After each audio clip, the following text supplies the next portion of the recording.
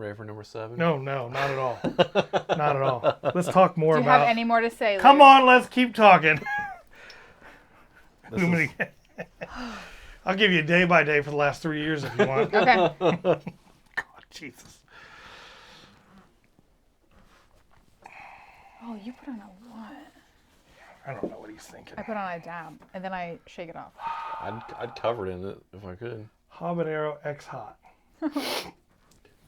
Okay, here we go. Get your guys' reactions first. Oh, gee, that's too much. Can I put it back in the bottle?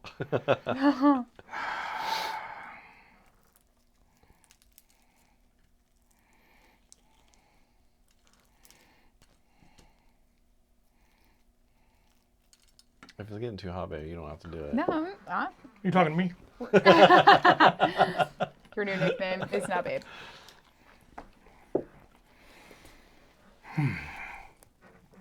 All right.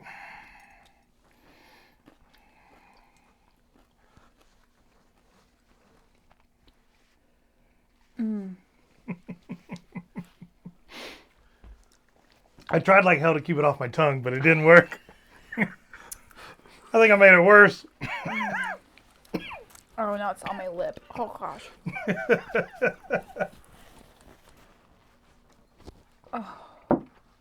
Oh yeah, that's a good one.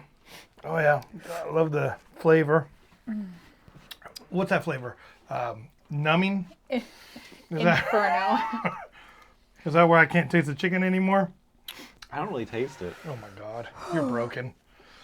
What'd they feed you in the military? Anything and everything. Yeah, that's the problem. Ooh.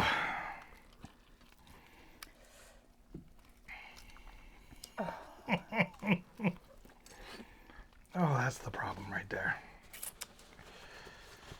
I'm gonna try it even. I'm gonna go twice. My lips are on fire. Just because I'm a good sport. Sure, I don't not want that anybody. bad. I don't want anybody to watch this podcast think I'm a loser. So. Oh yeah, no, that's no good. Ew. That's no Why would bueno. he just chug it? He just chugged it. It's not that bad. I actually feel like the... I think that one's hotter. yeah, I think the ghost pepper was hot. I think the ghost pepper was hotter for sure. I think But- my eating approach was different. Instead of going in one way, which just numbed one side of my mouth, I tried to go in the middle and miss my tongue, and it just spread out. Spread out. So now my whole tongue is numb, not just half.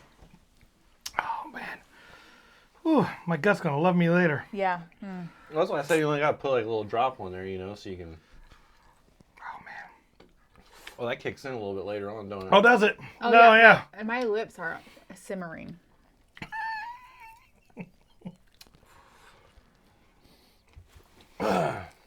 All right, what do you got for me? All right. So since you've been living on the outside for a while, what do you envision for G2's future? Like things that you've seen us do, the path that you kind of see that we're headed down, things that you might have do differently to get on a different course or whatever. So I know you've been paying attention, like you thumbs up some stuff we do and whatnot. So I'll breach. Somebody's gonna have this question, so let me go ahead and answer this question. So it was about midway. Oh, I don't even know if it was midway. I would say end of Battlegrounds, Dayton, close to 3/4. To what? When I stopped playing. Yeah, it might have. Because you were already looking at the Huber property. Mm-hmm. Right. Yeah. You were already looking at the Huber property. So I had... No. So we had Battlegrounds. Then we had no field for like a year. We did events at Yeah, we were traveling. We went to Pike County. and Fallen Warrior, I think, for like a year and a half. It was at least a year. Oh, I didn't know that. Yeah. Oh, okay. And then we got the other place. 'Cause I thought you were there till the end, almost the very end of...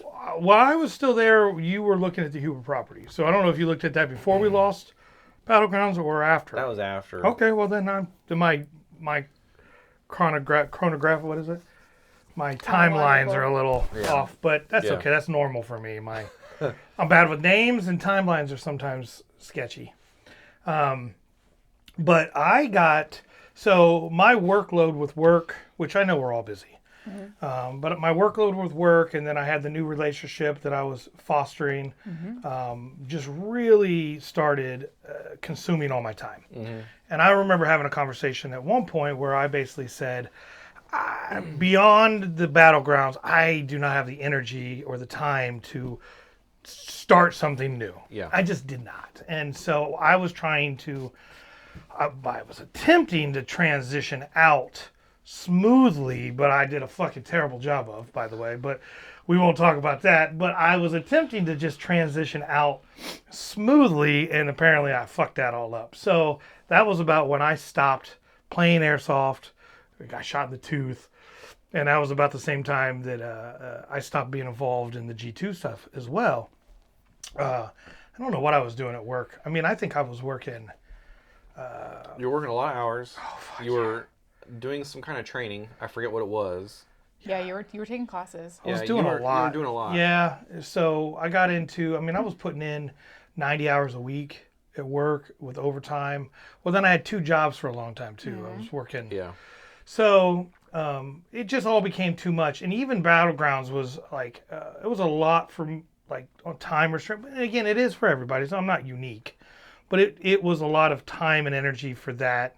And then, I was trying to get Angela more involved in it, but she also had her own things going. And, my wife, I love her, but to be fair, the only way I ended up with her is because I came on strong and then I shunned her, and it made her, she couldn't resist.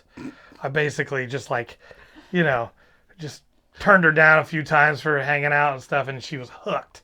But it was very touch and go. Like, I couldn't be too strong and I couldn't be too weak because she would fly easily. She was not looking to be in a long-term relationship when we met. Okay. And she was still dealing with her own stuff. So I was trying to ride this line to where I wasn't trying to ignore her too much because I had to keep her interested, but I couldn't give her too much because then she would lose interest.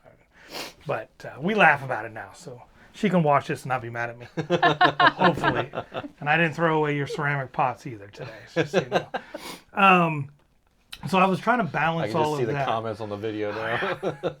I was Team trying Angela. to balance all this stuff, and then I knew that G2 ended, or we were ending the battlegrounds, and it was just like the idea of the amount of work and effort, and you guys know, that was going to go into starting again. I felt like that was a great transition time. Again, I did like shit, but that was my mentalness was it. Not to completely be uninvolved, but that's just the way it divulged out into not being involved. But I will say, your social media presence always kept me in the loop. Yeah. So I followed the Instagram. No, not Instagram. Discord, Facebook. So I always followed along. I always liked and shared stuff because again, if we don't support our friends, like we're guys, so we cannot be friends for 20 years and then see each other and be friends. Yeah, because we understand we get busy. We're trying to work on stuff and accomplish things, and life can get in the way. It doesn't mean you stop being friends, though. Right. Yeah. So that's why. But you still gotta, the ones that don't support you as your friends, it seems like so often, like they're the ones that don't support your business when you're trying to get it up and running. So even though I wasn't around, it was still important to just keep on sharing and following and liking, just for the algorithm alone. But I reach out. Look, I still get calls from people because I share that stuff who thinks that I'm part, and they're like, we're going to be there this weekend. I'm like, great. It's going to be great. I'm not going to be there, but it's going to be awesome. You have fun. I had a bunch of guys from Sydney and stuff that came down and asked me a ton of questions. And my old roommate, Mike, wanted to go play and stuff like that. But so you guys have come so far. You've done a lot the past 2 years. You've done was a it lot. like year and a half, 2 years? Or 2.5 years almost now. Yeah. From what you're telling me, can I talk about the stuff you were telling me with the indoor stuff? Or? Not yet. Okay, so I know that there's a huge community of indoor, which I think there's another gentleman who's doing a really good job at growing that excitement and growing that membership, which is great for everybody. Yeah, MK Airsoft. MK Airsoft, which is, and he's been doing it for a long time. Yeah, so I think him and his group, they're the oldest airsoft group, I think, in Ohio. Okay. And he started doing his indoor stuff, I believe, during COVID. Yeah, he had those ugly green overalls all the time. I would see his pictures of him, but his whole team his green overalls, which is fine. But I always made fun of them. But they would come with vehicles. Yep. Yeah, they would always come with vehicles. They were always the I think it was called SRT at the time. SRT. Yep, they were in. Last time we played in Wisconsin, they were there. Last time I played in Wisconsin, they were there. Yeah, they brought the vehicle, if I remember correctly. Which was super cool. So they're doing a great job. But as far as you guys go, I mean, you have the property, which is probably one of the hardest parts, right? Yeah. Finding the right location. Yeah. You get no pushback out there. You know, you guys built a facility for selling goods. Yeah, I think our biggest problem though is like we're not next to like a major city where we can have Right. We're off the beaten easy path. drivable for a lot Right. of people. Yeah, Right. so people really have to kind of go out of their way to get there.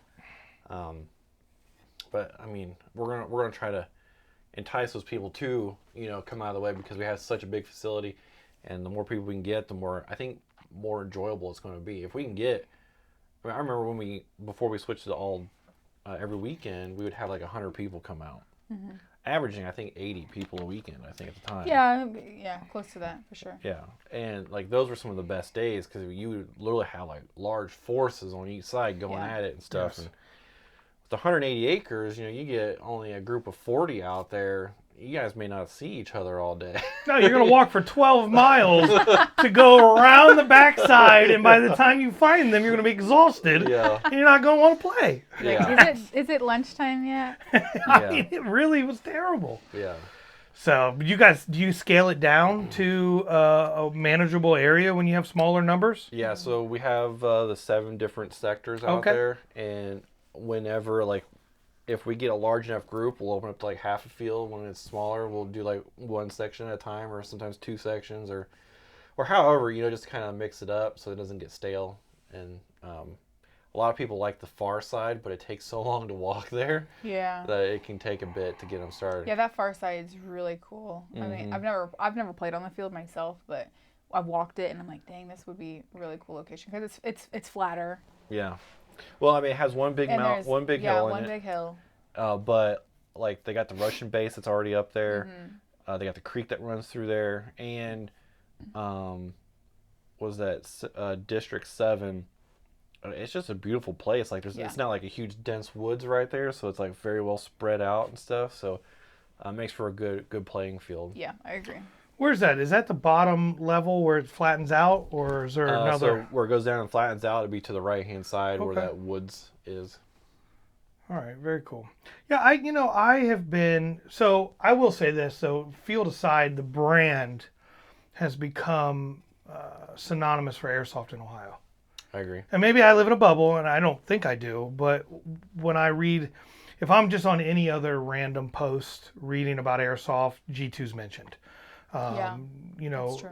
G2's mentioned just about everywhere I look when it comes to airsoft in Ohio. Now, I don't know if there are other big airsoft companies in Ohio, but G2 seems to be one of the leaders within this region, at least. Kind of seems that way. It seems like that. I know, like a lot of times when we would go out to either other fields or main events and stuff like that, people were identifying us like, oh, there's G2, they're doing this and that, whatever, which is really great, I think. We've been working really hard, since Devil Playground and stuff. When we used to go there, we'd always try to change people's opinions about stuff, whatever, coming out, trying to give them a little extra or whatever. So I think we've been a net positive for the community. Yeah, I agree. And I think anytime that we've ever messed up, I mean, again, we're humans, we do mess up, and I think Darren and I have very good moral backing. And anytime we feel that we've wronged, we always try to make it right. Whether that be we give a free gameplay or we give you a discount in the shop. So yeah, I mean, I think that has created a really good dynamic because it's about the community. Airsoft's it's fun, it's cool, the gear's neat and things like that. But at the end of the day, I mean, we're just in it for the people. Like, how can we impact the community? How can we make it better on a people level, not not just business. Obviously, it's business, and we want it to be successful. But it's not about the money. It's not about the success in the the money aspect. It's the success of the community.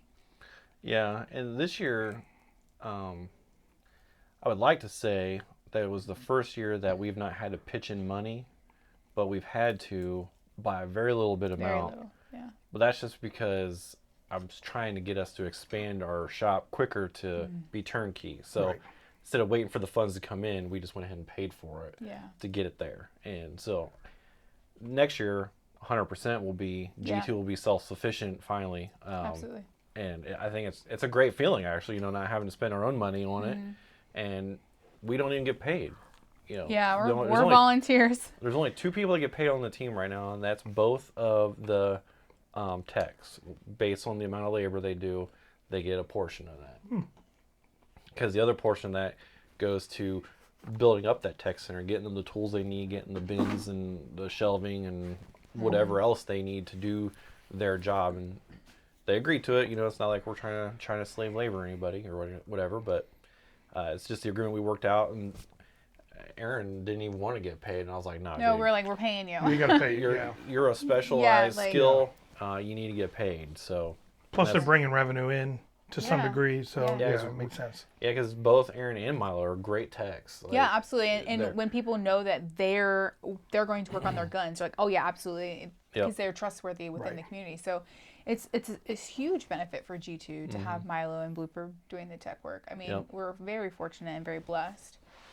Yeah, and we've gotten so much tech work, it's become almost unbearable to do. It's such a good problem to have. We have 10 bins, and they're filled up every weekend. We're so we're trying to get some more people skilled in it and trained on it and stuff. I've been trying to get more into it as well, because I used to like teching on some guns, and then I got away from it because I do all the business stuff and blah, blah, blah, and all the building and organizing, blah, blah, blah. But then now I'm getting more time, I can try to help out with that. So, because it's, every time you come in, you want to, the guys want to come in and play, because, a lot of them are voluntary as well. Right. But then there's always that work that needs to be done that we've agreed to do. So if we can help lessen that load on them, the better. It makes it more tolerable for them to do. I think you mentioned earlier getting back out into going to events. I think that is a great way to get that G2 name back out there. Yeah. People see it. I agree. You're very logo based. I mean, you've always had a knack for making sure that everything's got a logo on it. I mean, you sell yourself. You're your own product. Yeah. So you get out there and you get the name out there. And you guys don't do any sponsors. You guys do sponsorships. You guys and any sponsors? We've not been in the position to be able to. Okay. Because that requires the money and stuff. And with that field being so large and the cost of wood being so high, we've not been able to do anything outside of just focus on. But does anybody sponsor you? Any airsoft companies or, so I think that's a huge missed opportunity for them. That's what we're going to do this year. Is 2025 is all about advertising. And but they'll see you out at these big events, and they'll see your shirts, and you'll start carrying a name. Yeah, they want to tag along with that for sure. Yeah, I mean, absolutely. Because we talked about amps maybe coming out, sponsoring stuff or whatever. But they basically said you have to have 200 people out at an event for them to consider showing up. To even show up. I can only agree with that, because I bet you they are busy. Sure. Everybody's looking for amps to come out. Everybody's looking for e-bike to come out. Everybody's looking, for these other brands to come out and sell their stuff or whatever, to draw in more crowds. But they need to make sure that it's worth their time. Yeah, it needs to benefit. It has to benefit them as well, for sure. Yeah, I mean, it's just business. But that makes sense. Yeah. That makes sense. So, I mean, if you get back out there and you start traveling a little bit and finding the time for that, I think that will be a huge boost for you guys. But locally, just keep doing what you're doing. I mean, I'm assuming year after year, like you said, you're seeing more revenue. You're seeing, and the sport, I don't think the sport's going anywhere. It hasn't went anywhere in a long time. No, it evolves. Yeah, the numbers have kind of gone down a little bit, though, but I think it's because of the economy. A lot of people are feeling the screws kind of tighten a bit and stuff. Even indoor, I was talking with Gabe from MK about it, and he said he's talked to other field owners too, and they're all feeling it across the board. So it's it's nothing that we've been doing. Like I kind of thought it was. I was like, man, are we like screwing up? I know, but I kept telling him, like, it's not us. And I mean, not that we don't have to do some self-reflecting. You know, of course I did, but I mean, we sympathize with it as well. I mean, we've all felt the economy impact. So I mean, you know, we're super sensitive to it as well. So, and we don't take it personal. If you can't afford to come out, please don't do it. I mean, don't go broke to do the sport. But if you have the money to just come hang out, you absolutely even just if come you hang just out want with to the community. come hang out, just come hang out. Yeah. You don't have to Listen, go don't play. worry about it. Go broke. Borrow your parents' money. Listen, take some money out of your parents. Come on down, spend it. Steal Don't their worry credit about it. They cards. don't care. They want you to be happy. Sorry. Yeah. Yeah, but no, I mean, like, we just totally, we totally see, you know, how the economy is. I mean, things have totally shifted. But I think with us being in airsoft for as long as we have, I mean, it has just shifted so many times. I mean, the average lifespan of an airsofter is about 2 years. So, I mean, you get used to these people for 2 years, and then, you know, you're constantly getting in these new people all the time. So you're learning new dynamics within the airsoft community. And, you know, it's just very, very diverse. And we just have to be sensitive to, you know, the outside source of the income. You know, if there's no income, don't come. Like, still come hang out. We miss you. We want you to, you know, still hang out and be part of the community, because that is the important part. It's building the community. It's building those friendships. I can't tell you how many times people would come to the airsoft field by themselves, come in, they're like so nervous, and I'm like, oh no, give it 10 minutes. You're going to have 5 new friends. Yeah. And they do. And they literally have become lifelong friends. And that is the important part. That is what excites me. And I know that it excites Darren too. I mean, it's so cool to see. And, you know, it happened at our field. Like, I just think that's so cool. Yeah, that's why we try to do, like, community days, which we're going to continue to do. It's a free portion after 5 o'clock where, like, we'll play a movie or have cornhole or horseshoes or anything else just for people to hang out afterwards and just, I don't know, shoot the shit and stuff like that. Because not everything always has to be airsoft. Right. And if you know, can't afford to come out and play airsoft, like I said, you can just come hang out, but that's also a good opportunity as well to like, still come together and have that experience without having to pay for it. You know? Absolutely. So. You do trader days too, right? Yeah, so we're doing 2 of them a year now, and they're both free to attend, and there'll be like a 3-hour game period. Nice. Yeah, they're always really fun. Nice. Yeah. Now, can I play airsoft from my ATV? From your ATV? Can I? Because then my fat ass would love it if I could just ride around on my 4-wheeler. You're allowed to have technicals. I love it. I'm back in. I'm back Get in. you a Gatling gun. Perfect. Because they have ATVs out there. Yeah. All right, so I know you thought you were being slick by covering 7 and 8 in this whole topic. Why not? That's why I created 9. Because you ain't getting away from this wild sauce. You can't get away from the wild sauce. But on top of those, is there anything else you wanted to say before we move on to 9? No, I just, I mean, even this, this was always, my God. I remember when we used to Twitch stream back in the day, like, you'd get his 4 followers and just grind out stream after stream after stream, because why not? If it broke, it broke. And come to find out, so if you achieved 30 viewers, you were in the top 1%. Isn't that crazy? And I had over that. Mm-hmm. So I had no idea that I was in the top 1%. But people see the success of some people and think that that's achievably the norm, and it's not. 0.00001%. I just explained that to my son who wants to be an influencer or YouTuber. I'm like, let's Google. Yeah, let's Google how many people want to be you and how many people actually get to that point, right? It's hard. And it's just like these podcasts. These are super popular right now. But again, it takes your friends, it takes everybody that plays at G2 to watch it, to share it, to get it out there. Mm-hmm. And you'll still be at the very bottom because there's, success is so real rare. Yeah. True, yes. Quit everything I'm doing. The reason why we really tried to hammer down on getting this started was because we were talking with the people in the Airsoft Ohio Discord and stuff about potentially having to raise prices and stuff. We're trying everything we can to not raise the prices because we understand this is still a hobby, but it has to fund itself. And if we can do this and get more people to watch it and get YouTube revenue or sponsorships or whatever, that's all going to help us be able to keep that price down and still be able to afford to give you a good feel. I mean, sure, we could just build everything out of skids and get some crap ones for free or whatever. And but, you know, like I was trying to say in that podcast too, like the free voluntary help is going to come to an end one day. It's not always going to be there. I'm not going to do it long term for free. We've been doing it for 5 years, 6 years now. 7. 7 years now? 7. It's been a while.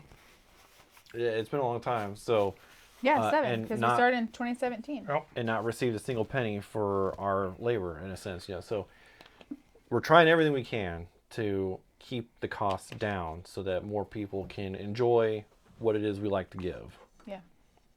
So. No, I mean you guys are doing great. I mean, you just keep moving forward, and you know you haven't gotten stagnant. You keep moving forward. You built that awesome workshop. I haven't seen it, but I saw you build it. Yeah. So it looked pretty cool. Yeah. But you guys have also seen the pitfalls of some of the other fields where their pro shops are just dingy and run down, or their management's just piss poor. Yeah. You know, or the day doesn't run smoothly because nobody knows what's going on. That's how you end up failing. I mean, yeah, we have some of those days, but you know, it's not a common theme at our field. Yeah, we try our best to nip it in the butt. Absolutely, and if it does happen, we admit to our wrong, and we have a team meeting, and we say, hey, you know, like we need to remedy this. Like, what does G2 give me if I break my hip? Nothing, because you signed a waiver. A free phone call to the ER. I was just wondering. I mean, you know. Yeah, we've had, you know, several heat casualties out there, and every time we just call an ambulance and they get taken care of. Thank you, first responders. Yeah. That's why they get a discount. All of them. All right. On to question 9, since we covered 7 and 8. Hope I don't have to speak during this question. Yeah, this is a mute one. Yeah, right? this one's pretty much all you, buddy. Damn it, this is not going to be pretty. So, unfortunately, B-Dubs apparently doesn't sell their blazing socks. No, unfortunately. I told him just to get a little breaks my little heart. container of it. Well, I was going to, but I wasn't sure how well you guys would make it through this. And I know I struggled with blazing, so... We're champions. Yeah, I'm on it. This is nothing. Like, come on. This is nothing. Well, I thought you were going to challenge me. Yeah, come on now. Well, this is a little thicker, too. That sticks better. It sticks to your tongue. Oh, it's going to stick all the way down. Oh, hi there, puppy. I have goosebumps just... You did better than me. Look at me. I'm just thinking about half, it. Thinking about it. Oh, gosh. You do. I do. I wasn't lying. Goosebumps in anticipation. God. So we're not sponsored by anybody at all. Not B-Dubs. But not if you these want to people. sponsor us, reach out. Please, And, beat us. We're always here. And the wings, these are probably some of the best wings I've ever had. I don't know, they're pretty good. They're very good. They're Do you so guys make good. these yourself? Or? No, it's JJ's Lunchbox. JJ's Lunchbox. Oh, yeah, in Troy. JJ's. Yeah, we got JJ's has just expanded to Tip City. Oh, yeah. So, fun fact, side story, JJ sponsored my baseball team when I was coaching. Oh. I didn't know them. They just, you know, it was rec league stuff. But JJ's, we had JJ's shirts, and then they have the Troy store, right? Mm-hmm. And then they just bought DJ's Pizza Alley in Tip, Okay. who had been there since my grandparents were kids. I mean, and now it's called Red Devil's Pizza, I believe. Yeah. Or Red I heard about Yeah. that. You know, so very, very good. Very, very good stuff. Yeah, so definitely if you want to get some wings, they're the place to go, I think. I think they're better than B-Dubs. Like, B-Dubs has got the best sauce. all day long. Yeah. And Yeah. I don't know of anybody else that makes wings that's good. Oh, these are they're meaty. They're great. I think they're like $1 a piece, but... Huh? Well, you might want to get a different one. God, this is Oh, the Lord. worst. Please be with me.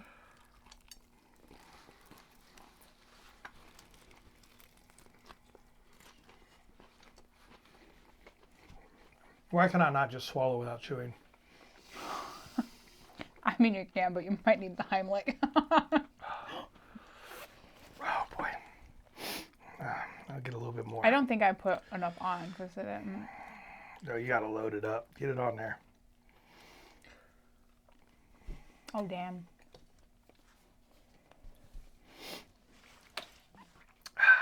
Maybe my taste buds have changed. Because, like, I remember Blazing being brutal. And this is, like, nothing. You're not sick, are you? No, because I can definitely taste it. Okay, I'm not going to lie. I didn't taste it. Doesn't. It's not as bad as the last two. I agree. Yeah. It's not as bad as the last two. Unless I mean, it's sneaking up on me. Yeah. Could be a slow builder. I'm gonna try again. I mean, I've dipped. This is my fourth dip, so. It's actually really good. Yeah, it's I mean, not it's bad. got a kick to it. Like, oh, you good? Yeah, good. Just got a little. Dying over there? Yeah, I mean, it's definitely got a kick to it, and I can feel it in my belly, but it's not horrible. No? I think that one was the worst. Yeah, like number 6. Yeah, I think number 6 was the worst. Yeah. It really burnt the most. Mm-hmm. My tongue just was Like on fire. done. Mm-hmm. I mean, that's ghost pepper. I mean, we don't have Carolina Reaper or anything, but But that's like ghost. What is that? Ghost. What is the next one after that? it was just habanero Habanero. XD. Yeah, habanero, yeah. Extra. XD. What? XD. Oh. You gonna get the one chip challenge next? Mm-hmm. Oh, hell no. No, right. See that one where that black guy, I think, was outside the gas station? He ate the whole bag and he was like dancing around. He was like, well, you're not. He's like, ain't hot. He's like dancing around. This ain't hot. Convulsing. He was sweating. Nothing to it. I'm like, you know that's hot. You're just playing it off. Yeah, that last one, not bad. See, I was worried about nothing. Come on, how many questions? You only got 10 questions? Come on. Well, I'm going to go to Jungle Jim's next time and I'm my getting some God. hot sauce from there. But I'll this way, observe. it's really hot. I'll just be observing. Oh, well, I was nervous. I think I was more nervous about that than I was this actual podcast talking. I was more nervous about being on camera sweating my face off. Yeah, I don't ever eat. I mean, mild is about as high as I go at B-dubs, you know. Same. Carolina Gold. I think even sometimes what's that one Parmesan one? Like, even that's got a kick to it. Well, I'm telling you what. I'm like, oh. Yeah, this one's definitely hotter. Oh, for sure.